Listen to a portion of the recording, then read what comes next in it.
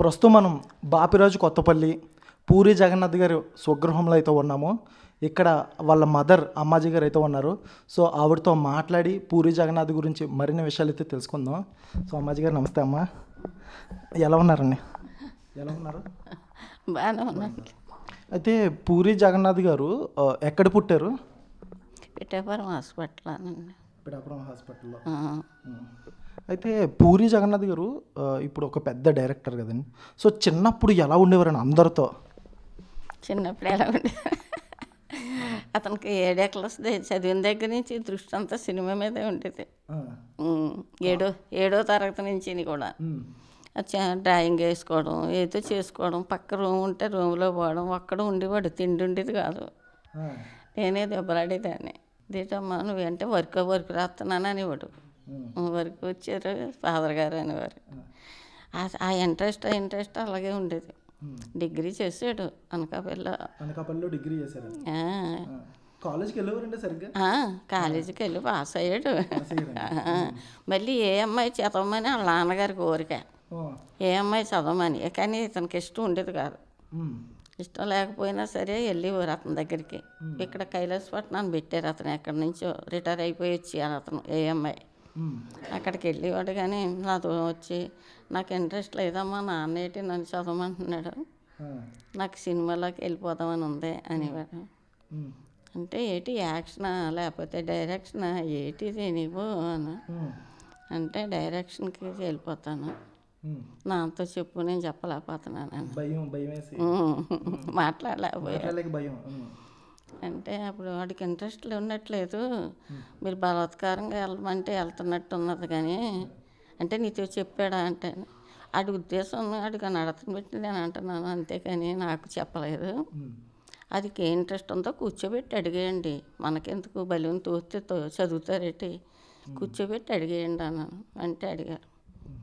అంటే చెప్పి మీ నాన్నతోను ఏం చెప్తే అదే చేసేవారు. ఇతను బలాత్కారం చేసేవారు కాదు, పిల్లలు భయపెట్టేవారు కాదు. దగ్గరికి అంటే అప్పుడు అక్కడ ఒక కుర్రోడు ఉన్నాడు, ఇక్కడ మీసాల సుబ్బన్న గారు తమ్ముడు ఉండేవాడండి. ఆ అబ్బాయిని పెట్టి అన్నీ అడిగి అక్కడ కాలేజీలో జాయిన్ చేసాం. ఆ రోజుల్లో 10,000. ఎమ్మెల్యే గారినేమో ఈ సీట్ ఎక్కడొచ్చిందిరా, ఉత్తరేమేరియాలో వచ్చింది, మద్రాసు అవతల 80 కిలోమీటర్ల. ఏంటిది ఏది చదివిందమ్మా, డిప్లొమా సీటు. అక్కడ పంపించాం ఇతను. ఇతన్ని ఒకసారి ఇతన్ని ఎక్కడికి అతన్ని అక్కడికి పంపించాం. స్కూల్ అంతా ఎక్కడ చదువుకున్నారండి? స్కూలింగ్ మొత్తం ఇక్కడ ఆర్సీఎమే. ఇక్కడ ఈ ఊర్లోనే బాపిరాజు కొత్తపల్లి కాదు, బొడ్డుపల్లిలో కాపురం పెట్టేసాం ఈ పిల్లల కోసం.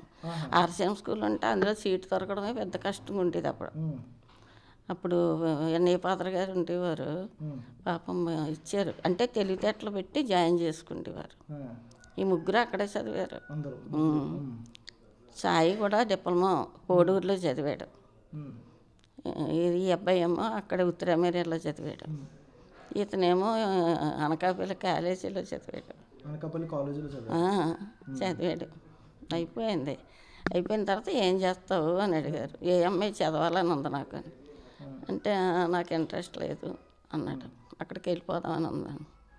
ఆ మైసాల సుబ్బన్న గారి తమ్ముడు ద్వారా అన్నీ తెలుసుకొని అక్కడ వాళ్ళ నాన్నగారు వెళ్ళి జాయిన్ చేసేసారు.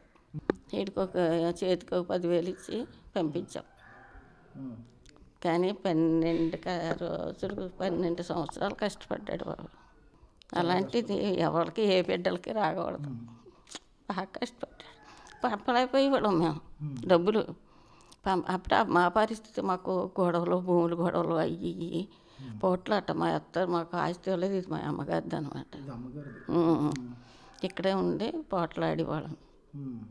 పంపలేకపోతే డ్రాయింగ్లు తీసి బోర్డులు రాసి అలా కాలక్షేపం చేసేవాడు అనమాట వాళ్ళు ఇచ్చిన డబ్బులతోను. ఇక్కడి నుంచి ఆయన డైరెక్టర్ అవ్వకముందు ఇక్కడి నుంచి మీరు డబ్బులు పంపించేవారండి? పంపించేవాళ్ళం.